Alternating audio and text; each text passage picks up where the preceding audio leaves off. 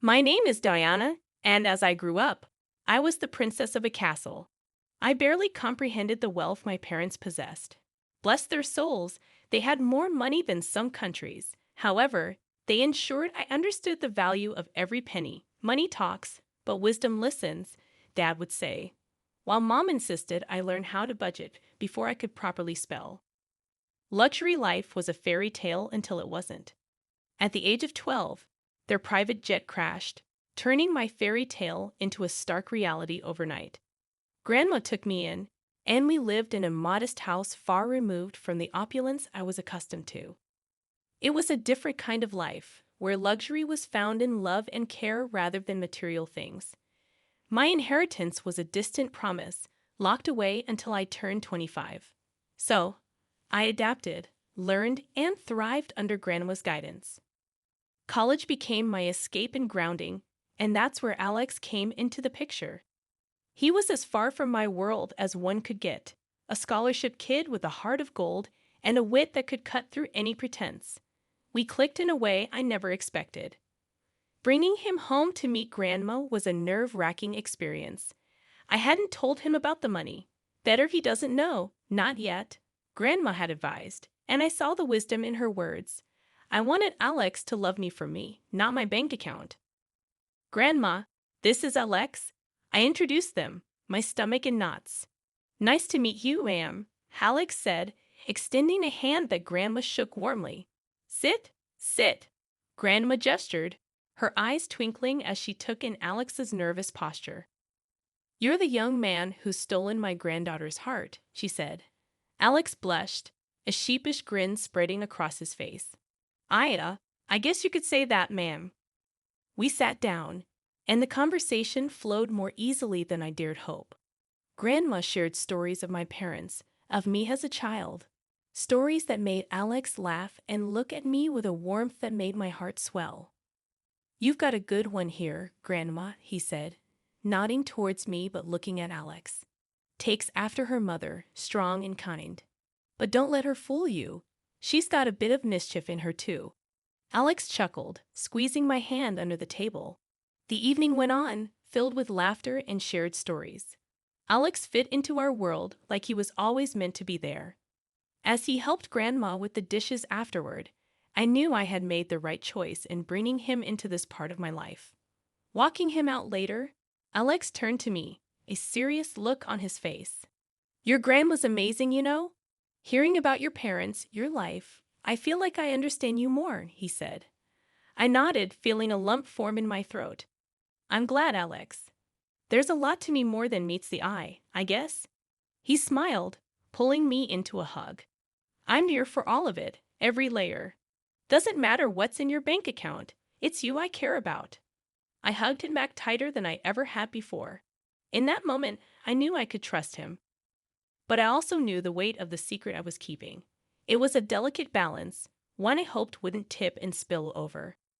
The ride to Alex's parents' house was a quiet one, filled with the kind of silence that's too thick to cut through. I could tell Alex was nervous, his hands gripping the steering wheel tighter than usual. You sure you're ready for this? I asked, trying to break the ice. Yeah, just, my mom can be a bit much. Don't take anything she says to heart, okay?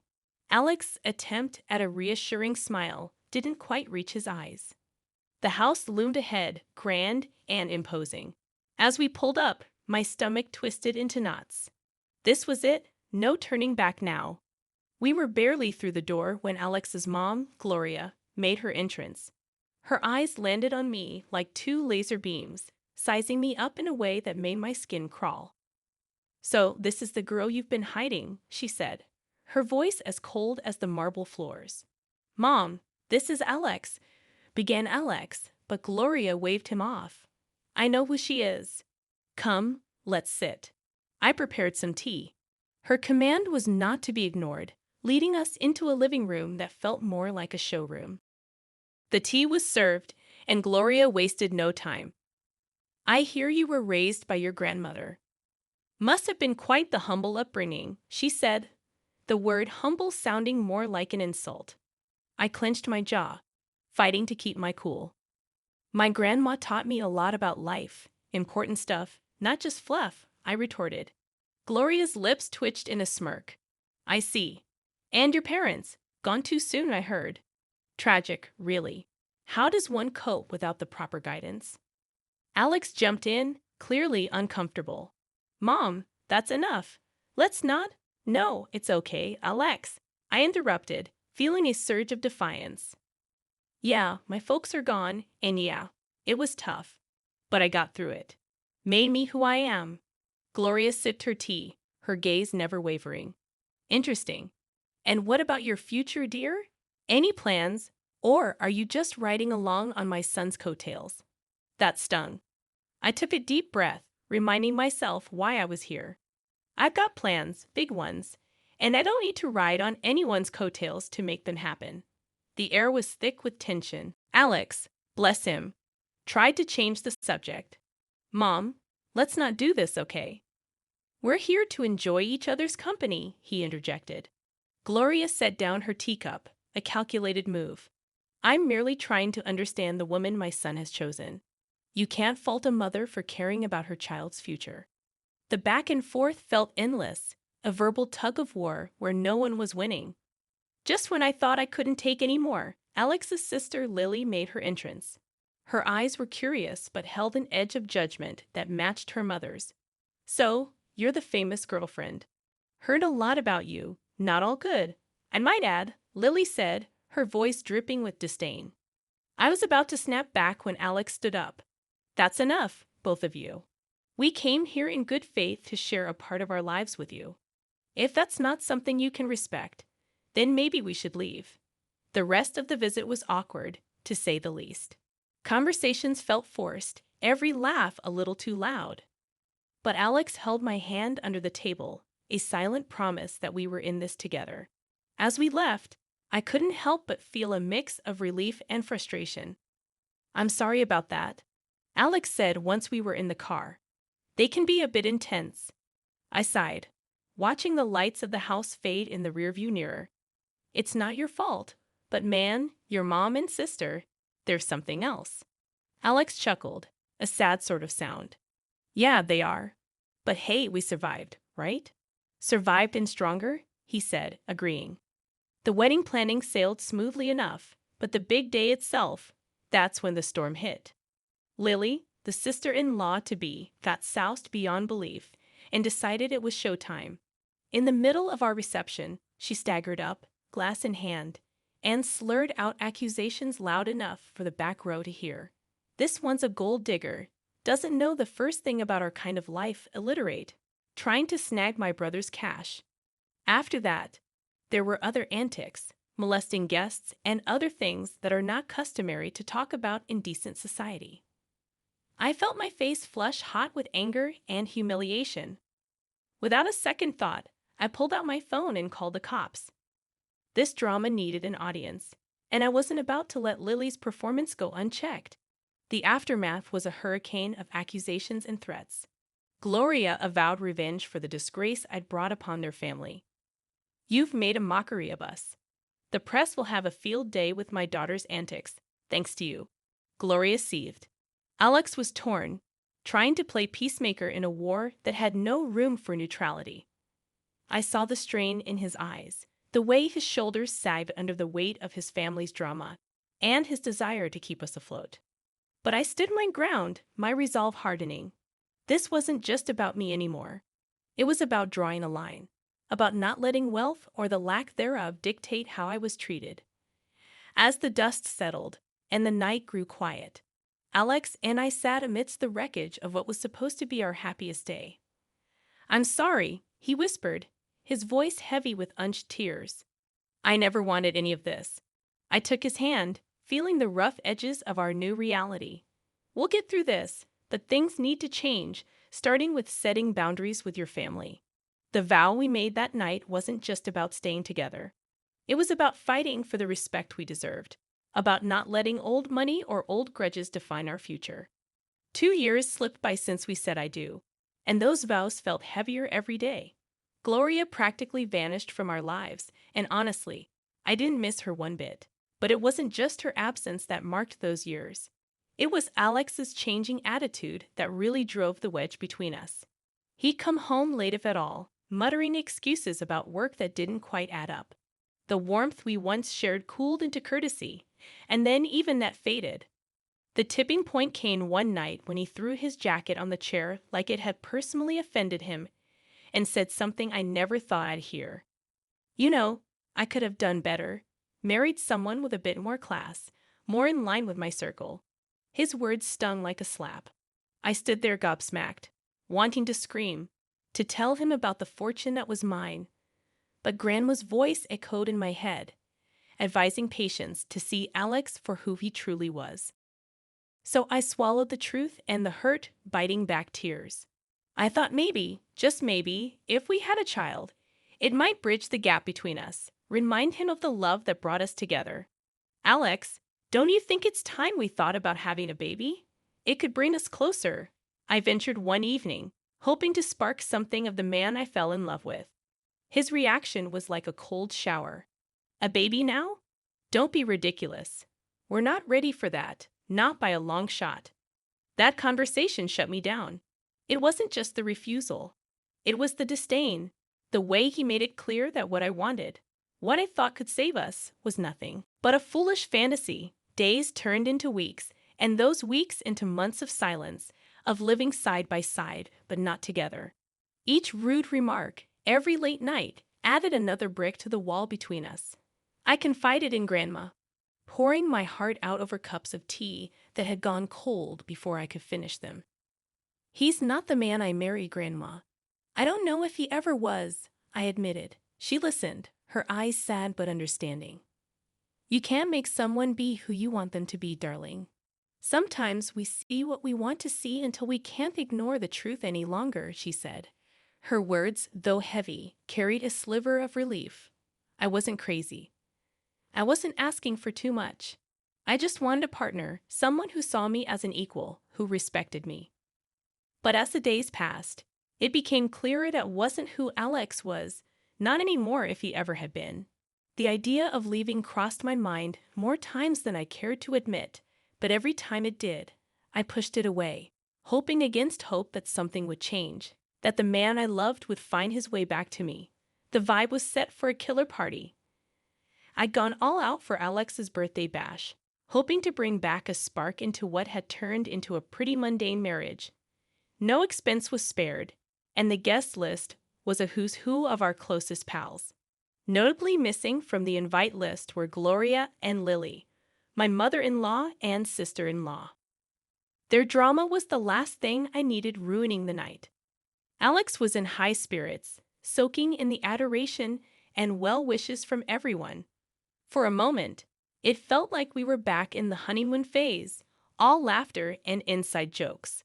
But that bubble burst the second Gloria and Lily crashed the party, uninvited but clearly expecting to be welcomed. Turns out Alex had gone behind my back and invited them, hoping to avoid any family fallout. Their presence turned the atmosphere tense. Lily, in true form, made a beeline for the booze, dressed in an outfit that screamed, "Look at me," and not in a good way. Gloria's snide remarks flew under the radar, each one a veiled jab at me or our marriage. As the night wore on, Lily's antics escalated, fueled by champagne and the need to be the center of attention. She started a rant about me not fitting into their family, how I was unworthy of their name. It was a mess, and Alex was nowhere to be found, too busy playing the good son to notice the circus unfolding. The climax of the evening was when Lily, a few sheets to the wind, decided to air out some dirty laundry, waving around some documents as she slurred out insults, each word a knife. The spectacle ended with her stumbling into the pool, documents flying everywhere. I rushed over, more out of curiosity than concern, and gathered the scattered papers. My heart sank as I pieced together what they were: divorce papers signed by Alex. It was like a punch to the gut, each signature a betrayal. I stood there numb as the reality of the situation washed over me. My husband, the man I had vowed to spend my life with, had decided our journey was over without so much as a word to me. The party around me faded into a blur as I clutched the documents. Alex's signature glaring up at me, confirming what I didn't want to believe. This wasn't just a party to remember. It was the end of everything I thought we had. In the aftermath of the pool incident, I sought clarity amidst the chaos. My heart pounded as I approached Alex, holding the soaked documents that had unwittingly unveiled a truth I was unprepared for. "Alex, what's this about?" I demanded, my voice stronger than I felt, thrusting the divorce papers toward him. Before he could respond, his mother interjected with a smugness that made my skin crawl. "Oh dear, looks like your little scheme didn't work out, did it? Alex is leaving you. Thought you could trap him with a baby for his money." I stared at Alex, searching his eyes for any sign of the man I married, but he couldn't meet my gaze. His silence was more telling than any words. With resignation, I signed the divorce papers. They were just a formality now, a closing chapter of a book I no longer wished to be part of. As the dust settled, Grandma approached, her presence a calming force. She didn't need to say anything. Her eyes conveyed volumes of empathy, understanding, and unspoken support that bolstered my resolve. It was then she decided to reveal the truth, not just to me, but to everyone present. "She doesn't need any of your money," Grandma declared, her voice steady and strong. "In a month, she turns 25 and will inherit a fortune far beyond what you could imagine. She's been raised to value people over wealth, to seek out genuine connections rather than financial gain." The room fell silent, the weight of her words hanging in the air. Gloria's face morphed from smugness to shock, then to a desperate kind of greed as she quickly began backpedaling, her apologies as transparent as they were insincere.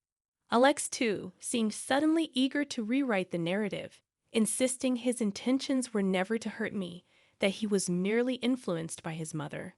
But it was too late. The veil had been lifted, revealing the stark reality of our relationship and the motivations behind it. I met their apologies with a quiet smile, not out of forgiveness, but out of an inner peace that came from understanding my worth independent of the wealth that awaited me. "You've shown me your true colors," I said, my voice imbued with a newfound strength. "As for surprises, well, I've prepared another one for you."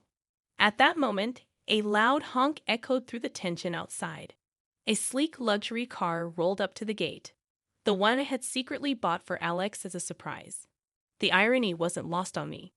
I couldn't help a bitter laugh as I excused myself, stepping outside to confront the final act of this drama. There it was, the epitome of luxury on four wheels, a symbol of the love I thought we shared. Now just another piece in the game of pretense and betrayal. Without a second thought, I slid into the driver's seat, the leather cool and unyielding beneath me. Much like my resolve, Grandma, ever my rock, joined me, her presence a silent testament to the strength and dignity that ran in our blood. Turning to face the house, I saw Alex and his mother at the door, their expressions a mix of confusion and awe. "Everything from now on goes through my lawyer," I called out to them, my voice clear and devoid of warmth as I drove away. "And don't worry about my stuff. I'll have a courier pick it up." Their faces, once smug and self-assured, now painted a picture of realization and loss, not just of the wealth they coveted. I turned the key, the car's engine purring to life, a sweet sound that promised freedom and new beginnings. Grandma and I shared a look, a silent agreement that this was the first step toward a future unburdened by deceit and manipulation. After the revelations and dramatic exits, the air seemed clearer, as if the truth had not only unveiled the greed and deceit, but also cleansed the path ahead. It wasn't long before the first test of my newfound resolve came knocking, or rather calling. The phone rang, its shrill tone slicing through the calm like a knife. On the other end was none other than Lily, her voice dripping with an unfamiliar sweetness. "Hey, I just wanted to, clear the air between us. We're practically the same age, right? We could be friends." I couldn't help but let out a short, disbelieving laugh.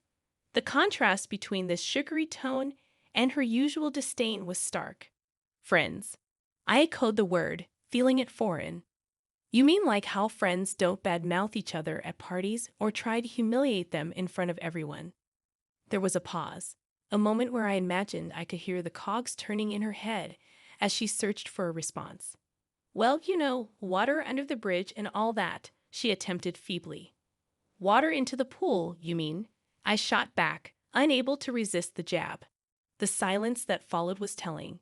It was clear that my refusal to play along had derailed her plans.